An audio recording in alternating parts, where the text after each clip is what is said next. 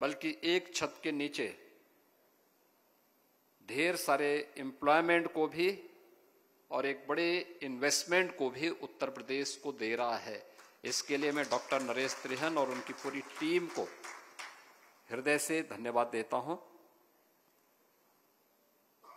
नाम ही काफी है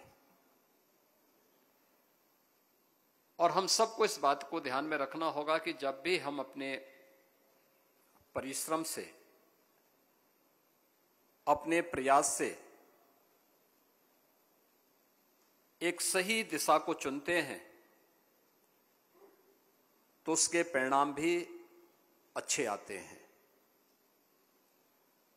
अच्छे प्रयास वह आपके नाम के साथ एक ब्रांड बन जाती है।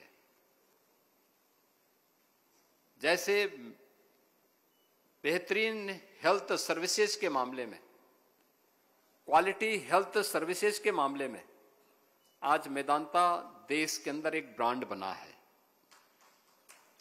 हमने देखा है मेदांता गुड़गांव के बाद लखनऊ में जब मेदांता का शुभारंभ होना था, लोग हमसे पूछते थे क्या ये यहां पे चल पाएगा। हमें तब भी कोई संदेह नहीं था और शुभारंभ होने के साथ ही मेदांता लखनऊ ने वहां पे अपनी बेहतरीन सेवा से आज वहां पर एक अपनी पहचान बनाई है। कोविड कालखंड के दौरान वह हॉस्पिटल वहां पर उत्तर प्रदेश वासियों के लिए बहुत उपयोगी साबित हुआ और आज भी अपनी सेवाएं वहां पे प्रदान कर रहा है।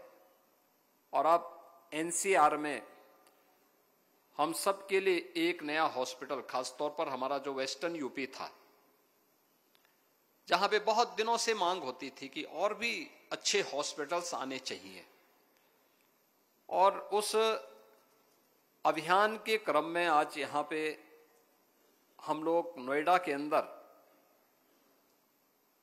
मेदांता नोएडा के इस हॉस्पिटल का यहां पर शुभारंभ कर रहे हैं, जिसमें अभी मैंने यहां की सुविधाओं को देखा है। एक लघु वीडियो फिल्म के माध्यम से भी हम लोगों ने देखा है कि किस किस प्रकार की सर्विसेज यह आज के दिन पे दे रहा है। मित्रों, आज दुनिया काफी आगे बढ़ चुकी है और आज की मांग के अनुरूप हम अपने आप को बेहतरीन हेल्थ सर्विसेज में पीछे नहीं रख सकते। आज से 10 वर्ष पहले एक गरीब के लिए अपना उपचार कराना एक कठिन कार्य होता था, बहुत कठिन और जोखिम भरा होता था। उपचार नहीं करा सकता था। अगर कोई व्यक्ति बीमार हो गया, किसी को कैंसर हो गया, किसी की किडनी खराब हो गई, किसी को लीवर सिरोसिस हो गया, किसी को बाईपास सर्जरी करवाना है किसी गरीब को, उसके लिए बहुत कठिन होता था कि वह इन सब कार्यों को कर सकेगा। उसके पास उसकी सामर्थ्य नहीं होती थी। वो अपनी प्रॉपर्टी बेचता था, परिवार की महिलाओं के जेवर को कहीं पर गिरवी रखता था, और फिर हमारे पास भी सिफारिश आती थी कि आप फलाने हॉस्पिटल को एक पत्र लिख दीजिए, उस हॉस्पिटल में डॉक्टर से बात कर लीजिए। हम लोग बातचीत करते थे, हम भी बात करते थे, पत्र भी लिखते थे, लेकिन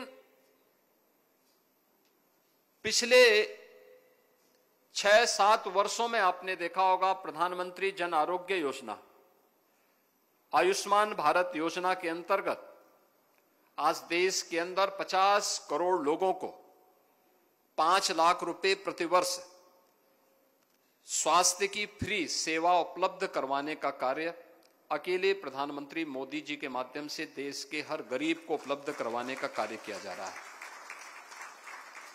उत्तर प्रदेश में हमने उसके दायरे को बढ़ाया है। उत्तर प्रदेश में हमने जो तबका इससे वंचित था, जो किन्हीं कारणों से इसके दायरे में नहीं आ पा रहा था लेकिन नीडी था, हमने उसको भी राज्य की ओर से इस सुविधा से जोड़ने का काम किया। और इसके साथ ही मुख्यमंत्री राहत कोष से भी हम लोगों ने बड़ी संख्या में धनराशि देना प्रारंभ किया। अकेले मुख्यमंत्री राहत कोष से मैंने एक वर्ष में 1300 करोड़ रुपए स्वास्थ्य सुविधा के लिए गरीबों को उपलब्ध करवाए हैं, जो प्रदेश के किसी भी उस इम्पैनल्ड हॉस्पिटल में जहां पे उसका उपचार हो रहा है उसे राहत मिलनी चाहिए, वहां पर हमने ये धनराशि उन्हें उपलब्ध करवाई है कि उसको बेहतरीन सुविधा उपलब्ध हो सके, और हर वर्ष हम ये सुविधा उपलब्ध करवा रहे हैं। यानी आज के दिन पर एक गरीब से गरीब व्यक्ति भी अच्छी स्वास्थ्य सुविधा प्राप्त करने का हकदार है। यह डबल इंजन की सरकार ने उसे यह गारंटी दी है, मोदी जी ने यह गारंटी उसे दी है। हम उसको राज्य के अंदर इस प्रकार की गारंटी दे रहे हैं, लेकिन इस प्रकार के संस्थान भी हों, और उस प्रकार के संस्थान आज आ रहे हैं। मेदांता ने उत्तर प्रदेश में अपना यह दूसरा हॉस्पिटल यहां पे नोएडा में प्रारंभ किया है। मैं इसके लिए डॉक्टर नरेश त्रेहन और उनकी पूरी मेदांता परिवार की टीम को हृदय से धन्यवाद देता हूं। मित्रों, उत्तर प्रदेश ने पिछले 8 वर्ष में स्वास्थ्य सेवा के क्षेत्र में एक बेहतर कदम आगे बढ़ाए हैं। आज उत्तर प्रदेश के अंदर, आपने 8 वर्ष पहले उत्तर प्रदेश के बारे में सुना होगा। उत्तर प्रदेश की पहचान क्या होती थी? 1 डिस्ट्रिक्ट 1 माफिया से।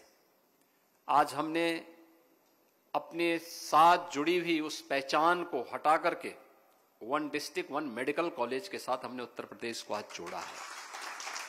आज उत्तर प्रदेश के हर जनपद में एक मेडिकल कॉलेज है। उत्तर प्रदेश के अंदर हम लोगों ने हर जनपद में अच्छे हॉस्पिटल खोले, इसके लिए वहां पे लोगों को पॉलिसी के दायरे में ला करके उन्हें सुविधा देना प्रारंभ किया है। हाउसिंग के जो रूलिंग थे उनमें संशोधन किए हैं। पहले होता था कि कोई हॉस्पिटल बनाना चाहता है तो उसके लिए 18 मीटर की सड़क पर हॉस्पिटल होना आवश्यक है। हमने कहा कोई आवश्यक नहीं, ये 7 मीटर की भी सड़क होगी, उसमें भी हॉस्पिटल आप बनाइए, हम आपका नक्शा पास करेंगे, आप आइए, आपको हम ये सुविधा देते हैं। अन्य अगर वहां कनेक्टिविटी नहीं है, हम कनेक्टिविटी के साथ आपको जोड़ते हैं, आप आइए, आप हॉस्पिटल बनाइए, आपके सामने किसी प्रकार की कोई समस्या नहीं होगी, आप आइए। और बड़े पैमाने पर लोग आज प्रदेश के अंदर आ रहे हैं। उत्तर प्रदेश में हम लोग लगभग 10 करोड़ लोगों को आज के दिन पर स्वास्थ्य की सुविधा आयुष्मान भारत में या मुख्यमंत्री जन आरोग्य योजना के अंतर्गत उन्हें इस सुविधाओं के साथ जोड़ने का काम कर रहे हैं।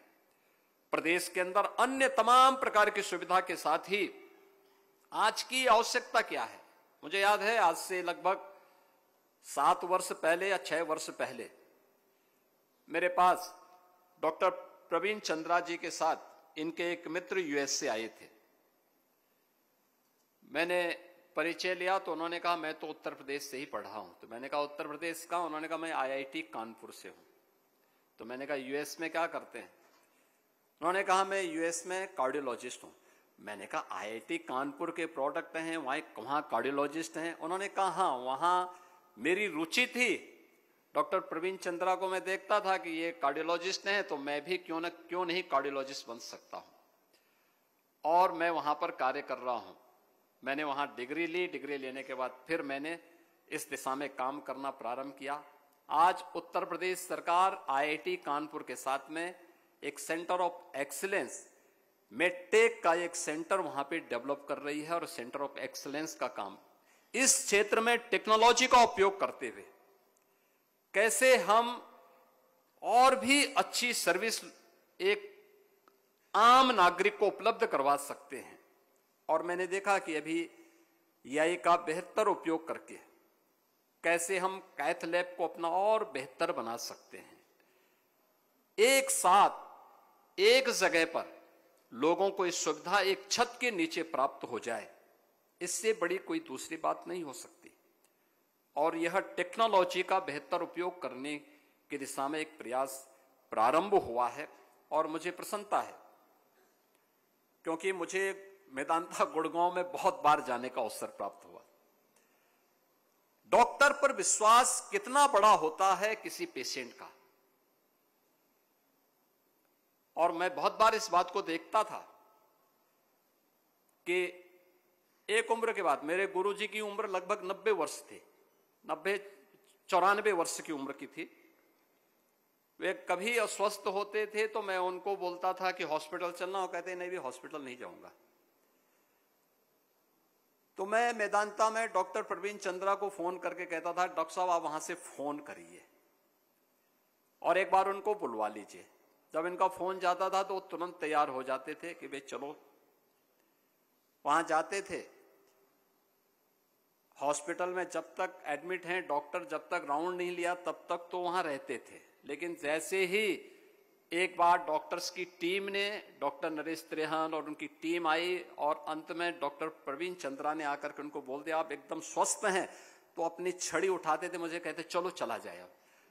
अब कहां जाना है, अभी आपका स्वास्थ्य ठीक नहीं। कहा नहीं, डॉक्टर ने बोल दिया मैं ठीक हो गया हूं। यानी बोलने पर दवा प्रारंभ नहीं हुई, लेकिन डॉक्टर ने कह दिया ठीक है, तो अब मैं बिल्कुल स्वस्थ हूं। आप सोचिए 96 की उम्र में उन्होंने अपना शरीर, उनका शरीर शांत हुआ था, लेकिन तब तक वह अपनी छड़ी से ही चलते थे और कहते थे कि भाई अब डॉक्टर ने बोल दिया, अब कहां बीमारी रह गई है। यानी यह दिखाता है कि व्यक्ति अस्वस्थ होता है तब जब उस मन से अस्वस्थ होता है, लेकिन जब एक चिकित्सक उसे बोलता है जिस पर उसका विश्वास है कि आप स्वस्थ हैं, तो उस उम्र में भी वह अपने आप को तुरंत बेड से खड़े होते थे, छड़ी पकड़ करके कहते हैं चलो। मुझे बड़ी मेहनत करनी पड़ती थी और मैं प्रयास करता था कि बाकी डॉक्टर राउंड ले लें, लेकिन डॉक्टर प्रवीण चंद्रा बाद में आए, जब उन्हें यहां से डिस्चार्ज करना हो तो उस समय वे यहां पर आए, उससे पहले चुपचाप एक बार देख करके और वो करें, क्योंकि वे आते थे तो ये बोलते थे कि आप तो स्वस्थ हो गए। तो इसी में उनको ये लगता था कि अब तो मुझे कोई बीमारी है ही नहीं, तो फिर मैं यहां रह के क्या करूंगा। ये विश्वास पेशेंट का बहुत बड़ा विश्वास होता है। हमें देखना होगा कैसे हम टेक्नोलॉजी का उपयोग करके और भी दूर दराज के क्षेत्रों में, जैसे कोविड कालखंड में हम लोगों ने उस समय वर्चुअल आईसीयू प्रारंभ किया था। हब एंड स्पोक मॉडल पर वो प्रारंभ हुए थे।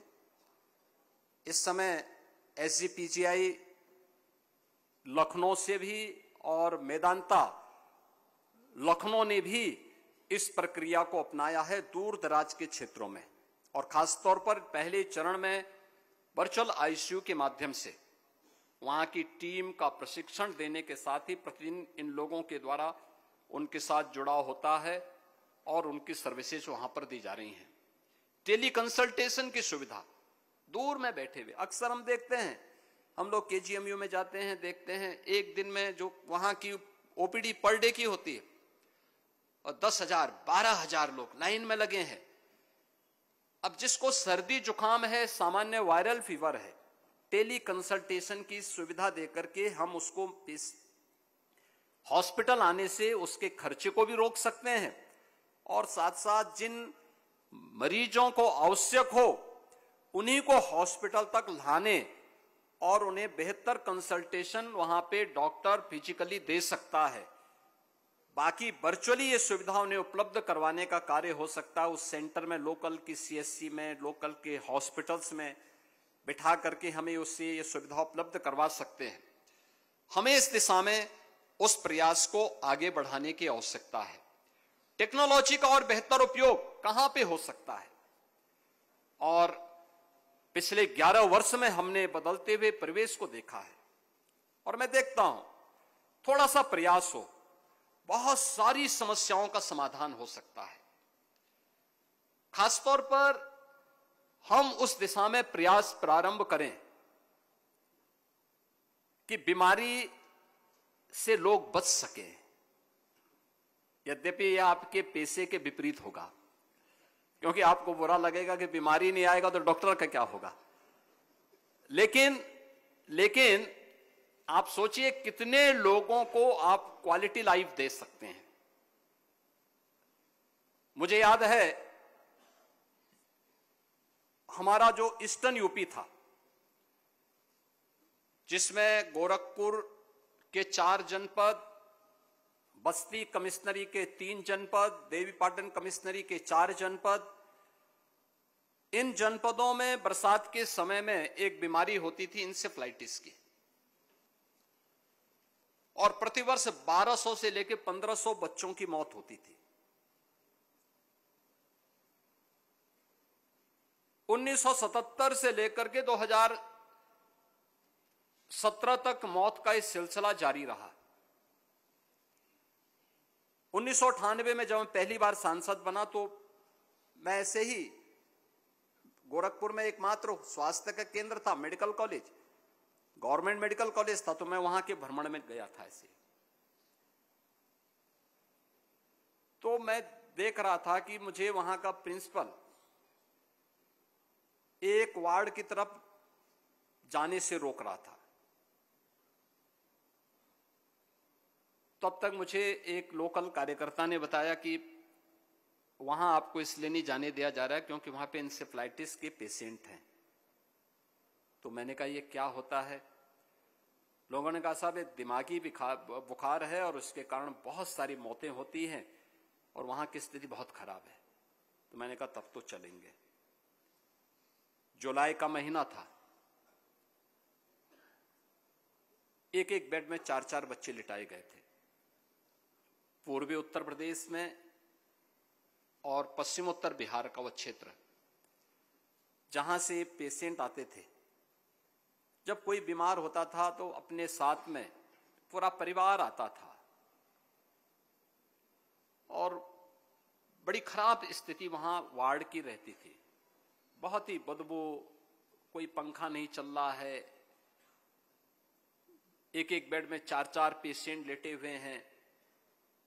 डॉक्टर किसी प्रकार से, आप सोचिए कि 3रे मंजिल में वार्ड हो, वहां कोई पंखा न चल रहा हो और जुलाई का माह हो, बरसात न हो रही हो, क्या हालत होती होगी।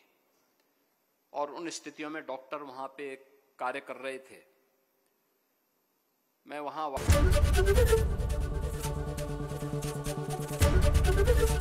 एबीपी गंगा, खबर आपकी, जुबान आपकी।